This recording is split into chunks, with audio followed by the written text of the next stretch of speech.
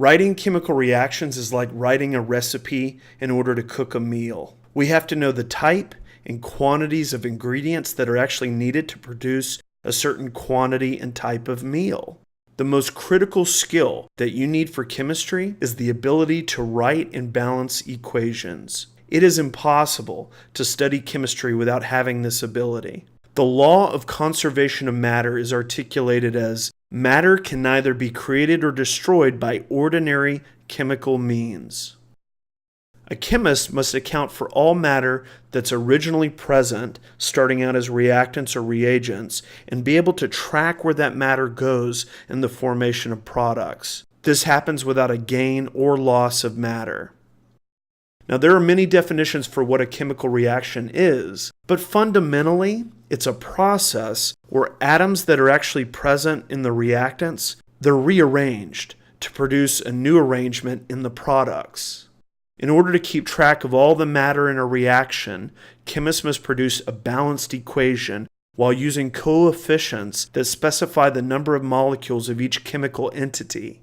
The coefficient is the number in front of the compounds and molecules that actually tells us how much of each substance is present in the reaction. For example, in a saltwater aquarium, the waste products of fish and invertebrates are actually broken down by bacteria into an extremely toxic substance called ammonia. Most of the ammonia reacts with water to form ammonium ions, rendering it less toxic. From there, other strands of bacteria convert the ammonium into less toxic nitrogen-based substances such as nitrite and nitrate ions. Now, if we examine the balanced chemical equation of the first step of this process, we see that ammonia plus water yields ammonium ion plus hydroxide ion. Even though there aren't numbers written before each compound, there is an implied coefficient of 1 in front of each molecule. So when you would read this reaction, you should read it to yourself like 1 molecule of ammonia reacts with 1 molecule of water and produces 1 molecule of ammonium ion and 1 molecule of hydroxide ion. Another way that this reaction could be read is 1 mole of ammonia reacts with 1 mole of water to yield 1 mole of ammonium ion and 1 mole of hydroxide ion.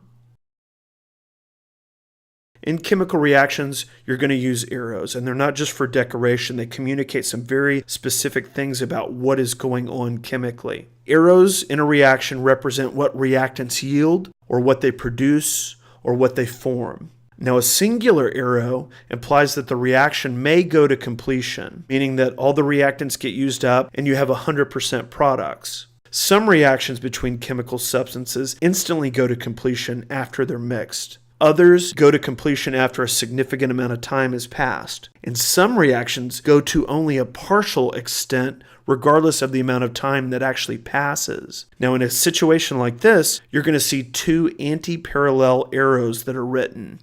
The reality is the only way to truly determine the outcome of a chemical reaction is to do it in the real world, to actually perform it in a laboratory setting. But the beauty of being able to write balanced equations is that we can make predictions as to what that outcome would be without having to really conduct the experiment ourselves. Now, here is critical information for you to understand. Since all reactions have to obey the law of conservation of matter, the number of atoms on each side of a chemical reaction must be balanced for each and every element.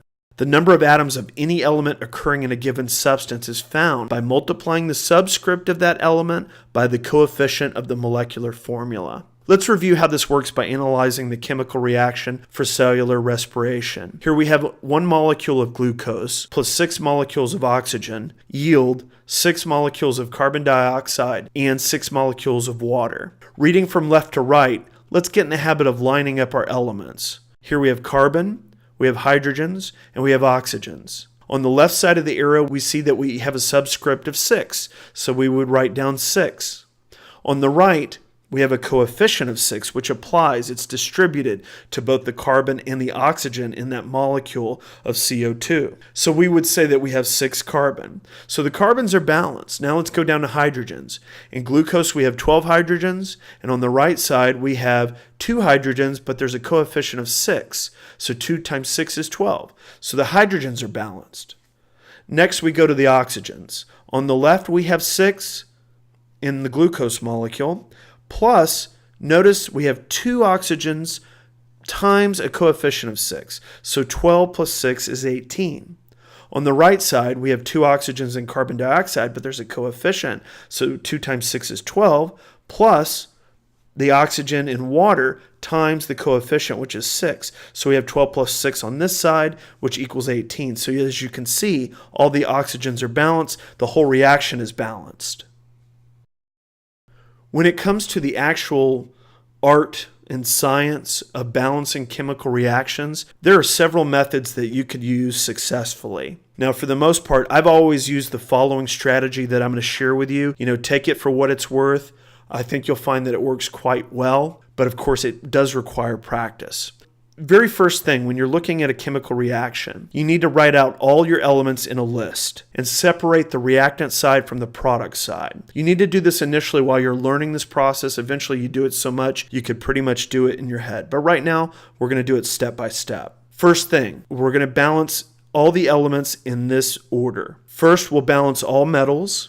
Once those are taken care of, we're going to move to balancing all the nonmetals with the exception of hydrogens and oxygens. We're going to save hydrogens for third. We'll balance all the hydrogens. And for oxygens, we'll balance them last. It's important to note that you'll not always be able to start at the top of this order and work your way down just in one shot. The reality is that often you will numerically adjust an element and end up affecting an element that you previously balanced. I recommend going to the very top of the order and starting over, just working your way back down. Let's get some practice together. Here we have a molecule of ammonium dichromate, and it's breaking down into nitrogen gas, water, and chromium 3 oxide. So let's line everything up. By looking at the reactant side, let's start with the metals. Well, chromium is obviously a metal, so we'll write that one down. Then we have nitrogen. That's a nonmetal. Any other nonmetals? Well, we have hydrogens and oxygens. We hold on to them. Nitrogen is the only nonmetal, so now let's move to hydrogen and then oxygen. We have 2 chromium on the left. How many on the right? It has a subscript of 2, so chromium is balanced. Nitrogen. Remember the subscript distributes to that nitrogen. So we have 2 on the left, and we just happen to have 2 on the right as well. Then with the hydrogens, we can see that 2 times 4 is 8. On the right side, notice that in the water molecule, we only have 2. So we need a coefficient, a multiple, that will yield 8 hydrogens. And that multiple is the number 4. So 4 times 2 is 8 on the right, and then 2 times 4 is 8 on the left. Hydrogen is balanced. Next we have oxygens.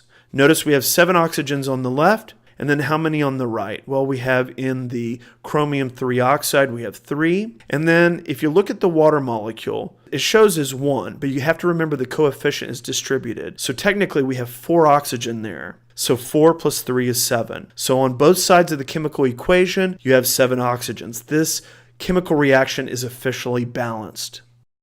Example number 2. Here we have phosphorus plus oxygen yields diphosphorus pentoxide. Jump in right with the nonmetal phosphorus. And then the only other element, we don't have any hydrogens, but we do have an oxygen. So on the right side of the equation, we have 2 phosphorus. So let's go ahead and put a coefficient of 2 on the left side. Then as we move on to oxygen, we see on the right side of the equation we have 5. Going back to the left, there isn't a whole number that we could use to multiply by this 2 in order to get 5. We need to be thinking, okay, well, what's a common multiple? And the answer is 10. So what if we went to diphosphorus pentoxide and we put a coefficient of 2? Well, now we've actually affected the phosphorus that we already balanced. So let's go back to the very top.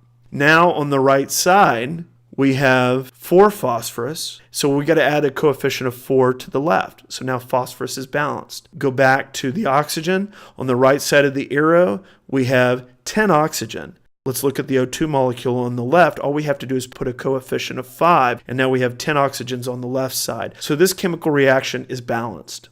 So the key takeaway is to understand the law of conservation of matter. The number of atoms on the reactant side have to equal the number of atoms on the product side. Number 2 is the strategy for balancing. My strategy that I've showed you, I've been using it for years and it's always served me quite well. Again, the first step would be to make a list of all of your elements, and then from there start balancing. Metals first, then move on to nonmetals, then hydrogens, and then oxygens. So keep practicing and you're going to find that you develop this ability very quickly.